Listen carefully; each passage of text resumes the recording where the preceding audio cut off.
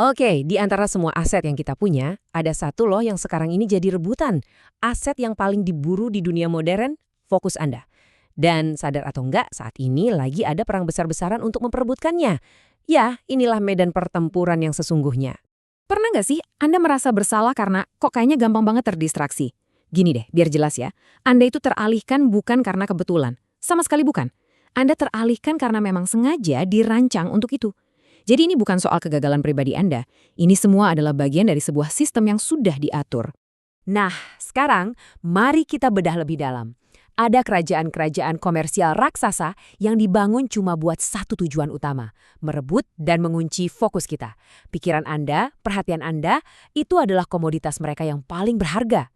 Coba deh bayangin ini, setiap notifikasi yang muncul di layar Anda, itu sebenarnya kayak tali kekang. Beneran, setiap kali ada bunyi ting-ting, dia langsung menarik perhatian Anda, ngendaliin kemana pikiran Anda harus pergi, dan ngejauhin Anda dari hal-hal yang seharusnya penting. Terus, gimana soal kebiasaan scrolling tanpa henti? Itu bukan sekedar iseng loh. Itu pada dasarnya adalah tindakan menyerah.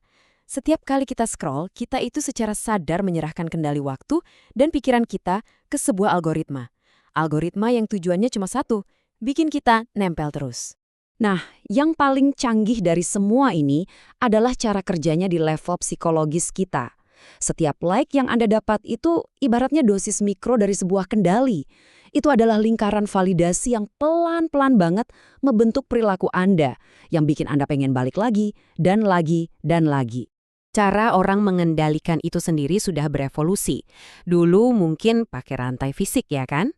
Nah, sekarang seperti yang kita lihat di sini, rantainya udah diganti sama sesuatu yang jauh lebih halus, tapi sama efektifnya. Layar digital di tangan kita. Mereka nggak perlu lagi membungkam kita. Cukup dengan membuat kita terus-terusan scrolling. Dan ini dia nih akibatnya. Semakin banyak waktu yang kita habiskan buat bereaksi sama notifikasi, sama feed, sama berita, maka semakin sedikit waktu yang kita punya buat bertindak. Bertindak untuk tujuan kita sendiri. Sistem ini tuh menjebak kita dalam mode reaktif, bukan proaktif. Tapi, tenang, ada jalan lain. Selalu ada. Ada cara merespons yang berbeda. Sebuah alternatif yang sangat kuat, supaya kita tidak dikendalikan. Inilah pola pikir seorang sovereign, atau individu yang berdaulat. Jadi pada dasarnya kita punya pilihan. Di satu sisi ada si yang teralihkan, yang ya terjebak aja terus di dalam siklus itu.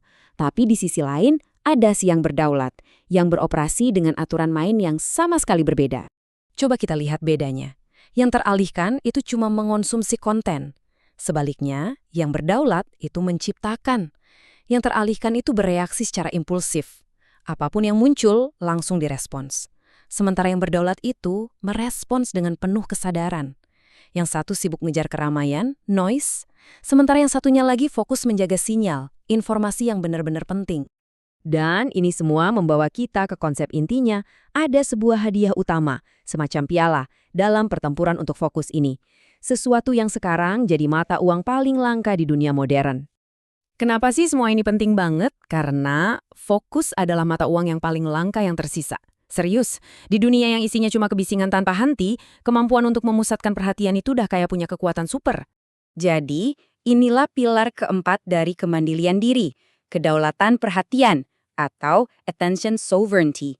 Maksudnya apa? Sederhananya, ini adalah penguasaan penuh atas fokus kita sendiri, kemampuan buat mengarahkan perhatian kemanapun kita mau, kapanpun kita mau. Dan pada akhirnya, inilah yang memungkinkan kita untuk memerintah diri kita sendiri. Oke, jadi gimana caranya kita menangin permainan ini? Apa yang terjadi kalau kita memutuskan untuk berhenti jadi pion dan mulai mengambil alih kembali kendali? Kuncinya di sini. Seluruh sistem ini cuma bisa jalan kalau kita ikut berpartisipasi. Kekuatan mereka itu sepenuhnya bergantung pada perhatian yang kita kasih secara gratisan. Mereka itu sangat mengandalkan kita untuk tetap teralihkan. Nah, disinilah momen perubahannya.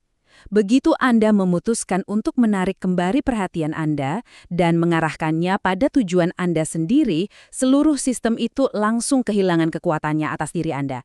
Seketika. Saat Anda mengambil kembali fokus Anda bukan cuma dapat kembali kemampuan buat konsentrasi loh.